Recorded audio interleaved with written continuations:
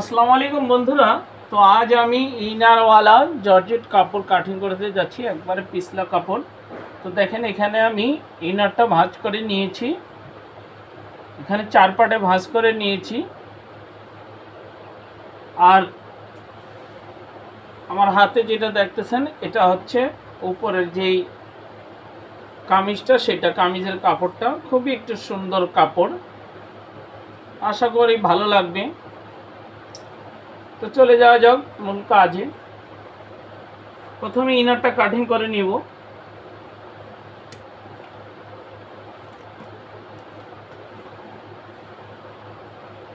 এখান থেকে ধরে লম্বার মাপটা নিয়ে নেব। তো লম্বা দিয়ে দিব 40, ইনার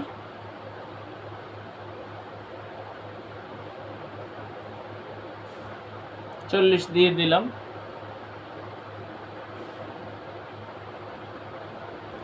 ইনার লম্বা 40 দিয়ে দিলাম। এখন নিব কাঁধের মাপ। কাঁধ হচ্ছে 13 ইঞ্চি, 13 ইঞ্চিতে দাগ দিয়ে দিচ্ছি। গলা হচ্ছে 6 ইঞ্চি।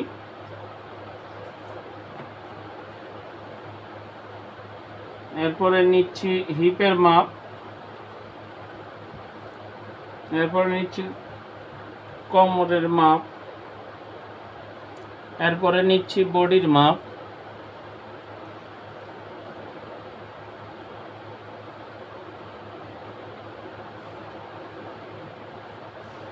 তো বডি হচ্ছে 38 ইঞ্চি। 38 ভাগ করে যে মাপটা আসে 4 ভাগে, সেইটা নিচ্ছি 4 ভাগে ভাগ করে।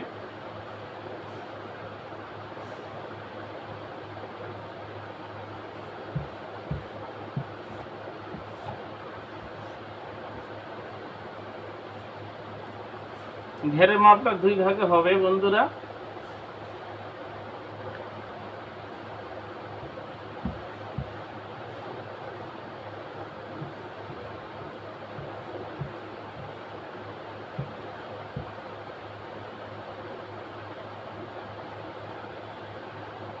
কাটিংটা এখন করে নিচ্ছি।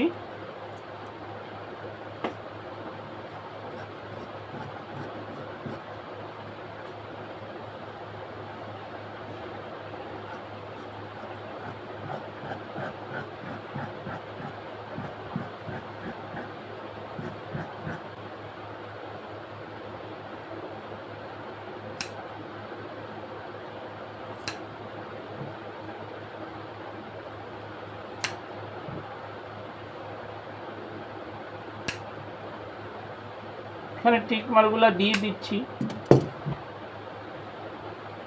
বরাবর, এইভাবে একটা এই পাশে দাগ দিয়ে দিচ্ছি যেন সেলাই করার সময় আর কোনো সমস্যা না হয়।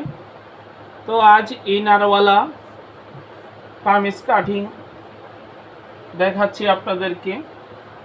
ভালো হলে ভিডিওটা শেয়ার দিবেন, লাইক দিবেন, অন্যকে দেখার সুযোগ করে দিবেন। তো এখানে বিছিয়ে একই সাথে হাতার কাপড়টা কেটে নিচ্ছি। তো কামিজটা অনেক সুন্দর লাগতেছে কাপড়টা, বা খুবই কাপড়টা একটু ভালো কাপড়।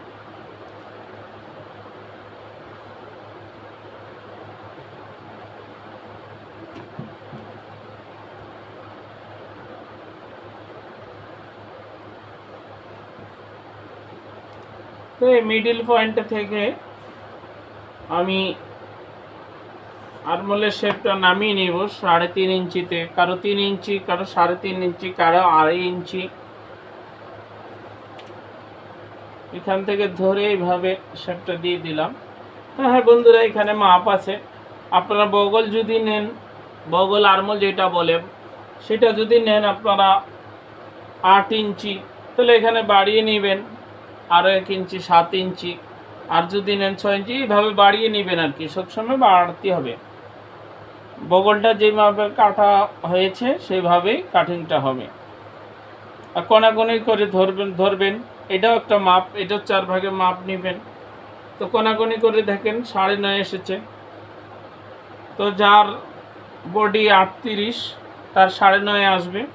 এভাবে মাপটা নিতে হবে। তা সঠিকভাবে মাপ নিলে আপনারা সঠিকভাবে কাজগুলো করতে পারবেন।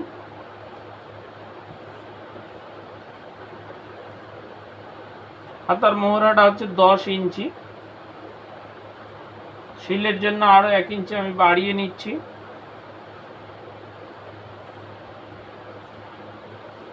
এখন কাটিংটা করে নিব।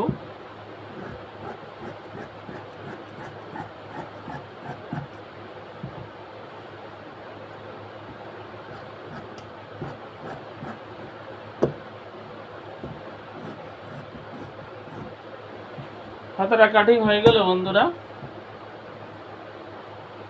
হাতার তালপাটটা কেটে নেব।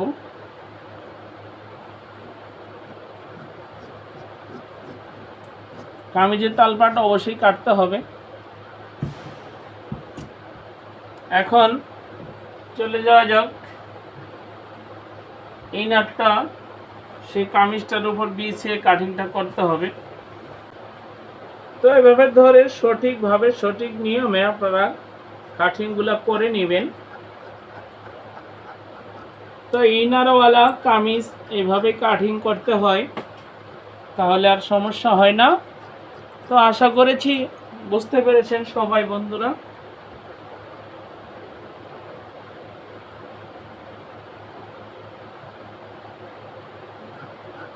তো আপনারা এইভাবে কাটিংগুলো করবেন।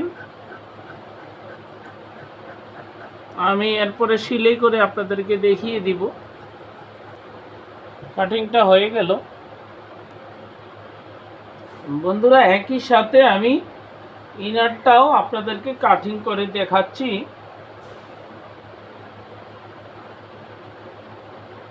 যে কাপড়টার উপর আমি বিছিয়ে নিয়েছি বরাবরের মতো, তো এভাবে আপনারা কাজগুলো করবেন, দেখে শুনে করবেন, একটু বুদ্ধি খাটিয়ে করবেন।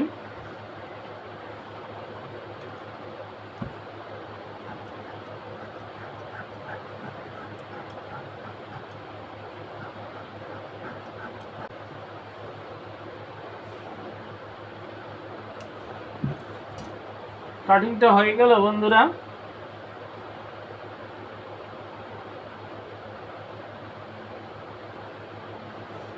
এই যে দেখতে পারতেছেন,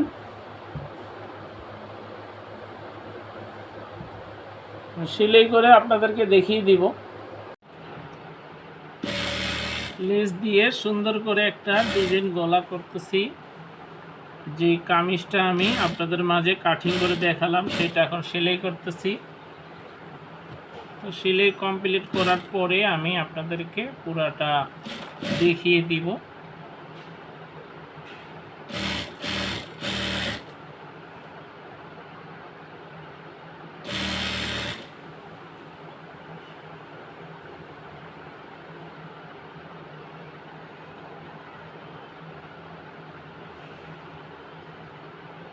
এখানে একটু সমস্যা হচ্ছে, আমি ঘুরিয়ে নিলাম।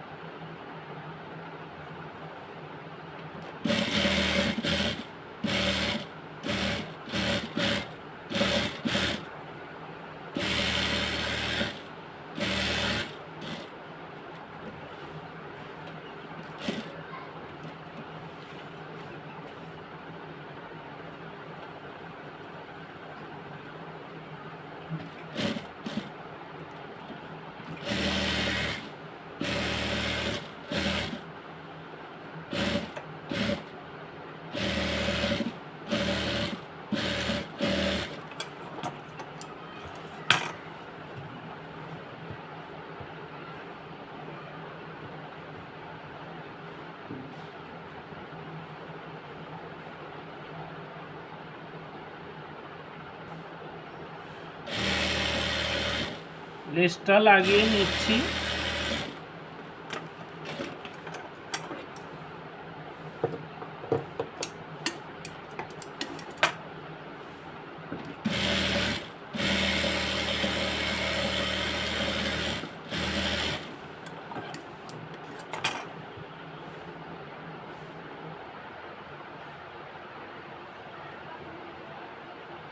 এখন শার্টটা আমি মুড়িয়ে শিলে দিচ্ছি।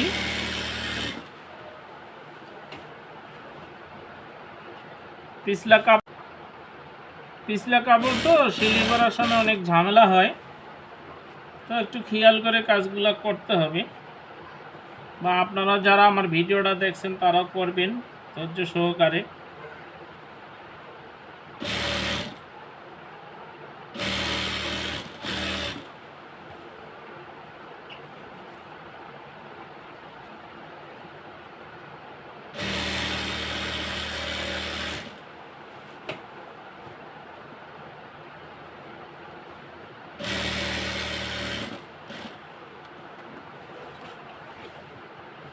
তো এই যে এখানে এখন ঘুরিয়ে নিলাম, কিভাবে এভাবে করে ঘুরিয়ে নিতে হবে সেলাই করার সময়।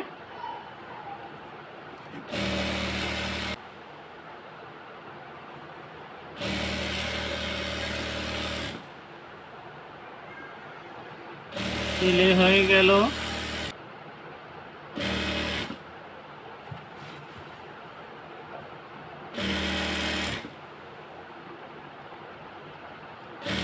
হাতাটা আমার জয়েন হয়ে গেল বন্ধুরা, শেষ। এখন আমি নিচের হ্যামটা সিলে দিব। কমপ্লিট হাতাটা জয়েন।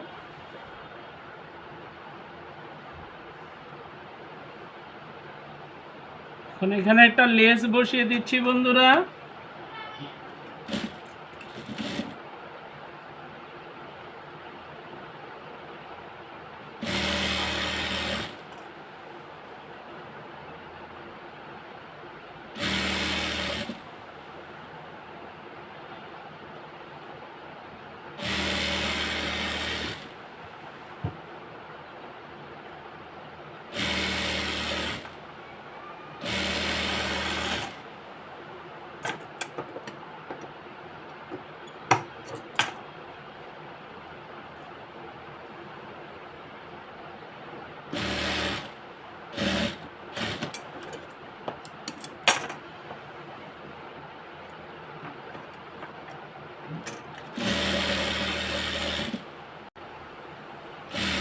লেস এবং ইনার দিয়ে এই কামিজটা আমি কাটিং করলাম, কাটিং এবং সিলাই করলাম।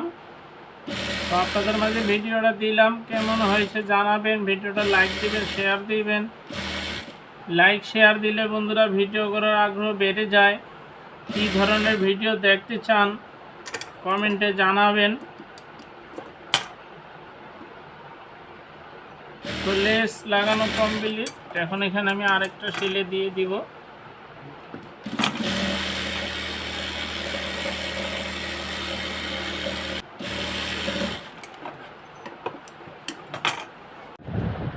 তো এই যে বন্ধুরা আমি দেখিয়ে দিচ্ছি আপনাদেরকে পুরো কামিজটা।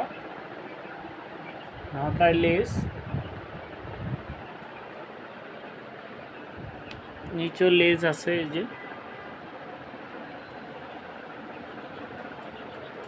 তো খুব সুন্দর হয়েছে। সবাই ভালো থাকবেন। আসসালামু আলাইকুম রহমতুল্লাহ।